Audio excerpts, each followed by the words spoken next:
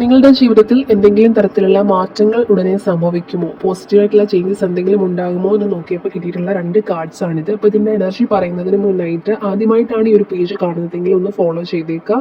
അതുപോലെ തന്നെ ഈ ഒരു വീഡിയോ മാക്സിമം കംപ്ലീറ്റ് ആയിട്ട് കാണാനായിട്ട് ശ്രമിക്കുക.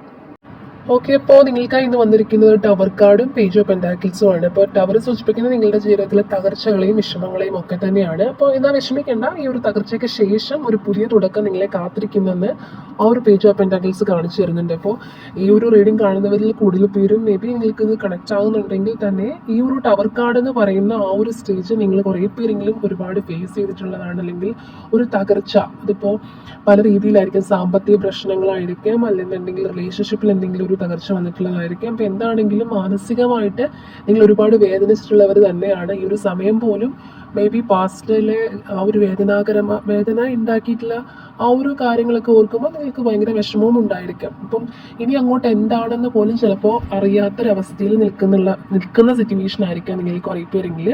അപ്പോൾ നിങ്ങൾക്കായിട്ടാണ് ഈ ഒരു ടവർക്കാണ് ശേഷം ഇവിടെ വന്നിട്ടുള്ള ഒരു പേജ് ഓഫ് പെൻറ്റാക്കിൾസിൻ്റെ എനർജി പറയുന്നത്. നിങ്ങൾക്ക് പുതിയ അവസരങ്ങളുടെയും അതുപോലെ തന്നെ സന്തോഷത്തിൻ്റെ ഒക്കെ ഒരു സന്ദേശമാണ് യൂണിവേഴ്സ് ഈ ഒരു കാലിലൂടെ നൽകുന്നത്. അപ്പോൾ പഴയ വിഷമങ്ങളൊക്കെ മറന്ന് പുതിയ തുടക്കങ്ങൾക്കായിട്ട് നിങ്ങളുടെ മനസ്സിനെ ഒരുക്കുക എന്ന് യൂണിവേഴ്സ് പറയുന്നുണ്ട്. അപ്പോൾ പ്രപഞ്ചം നിങ്ങൾക്കായിട്ട് മനോഹരമായ ചിലത് എന്തൊക്കെയോ കരുതി വെച്ചിട്ടുണ്ടെന്നാണ് പറയുന്നത്. അപ്പോൾ യൂണിവേഴ്സിൽ വിശ്വസിക്കുക, നിങ്ങളുടെ ആ ഒരു പാത്ത് എന്താണെങ്കിലും തെളിയുക തന്നെ ചെയ്യുമെന്ന് കാണിച്ചു തരുന്നുണ്ട്. മാത്രമല്ല യൂണിവേഴ്സ് ഈ 2 കാർഡ്സിലൂടെ നിങ്ങളോട് പറയാൻ ആഗ്രഹിക്കുന്നത് നിങ്ങൾക്ക് ഒരുപാട് വിഷമങ്ങളുള്ള ആൾക്കാർ തന്നെയാണ് നിങ്ങളെന്ന് കാണിച്ചു തരുന്നുണ്ട്. കാരണം ആ ഒരു ടവർ കാർഡിൻ്റെ എനർജി ശരിക്കും അത് മനസ്സിലാക്കി തരുന്നുണ്ട്.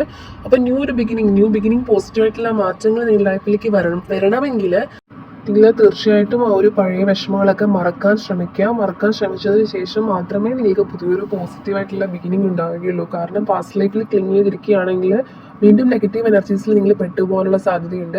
അപ്പം മാക്സിമം പഴയ കാര്യങ്ങളൊക്കെ ഓർക്കുമ്പോൾ അല്ലെങ്കിൽ പഴയ വിഷമങ്ങളൊക്കെ ഉണ്ടെങ്കിൽ തന്നെ അതിൽ നിന്ന് കൂടുതൽ അതിലേക്ക് ഫോക്കസ് ചെയ്യാതിരിക്കാനായിട്ട് മാക്സിമം ശ്രമിക്കുക. അപ്പോൾ ഒരു കൺക്ലൂഷൻ എന്ന രീതിയിൽ ഈ ഒരു റീഡിങ്ങിനെ കുറിച്ച് പറയുകയാണെന്നുണ്ടെങ്കിൽ പാസ്റ്റിൽ ക്ലിങ് ചെയ്തിരിക്കാണ്ട് നെഗറ്റീവിൽ കൂടുതലായിട്ടും തോട്ട്സ് ഓരോ കാര്യങ്ങളിങ്ങനെ ചിന്തിച്ചിരിക്കാണ്ട് പോസിറ്റീവായിട്ടുള്ള കാര്യങ്ങൾ ലൈഫിൽ വരുമെന്നുള്ള ഹോപ്പോടുകൂടി ഹാപ്പി ആയിട്ടിരിക്കാൻ ശ്രമിക്കുക.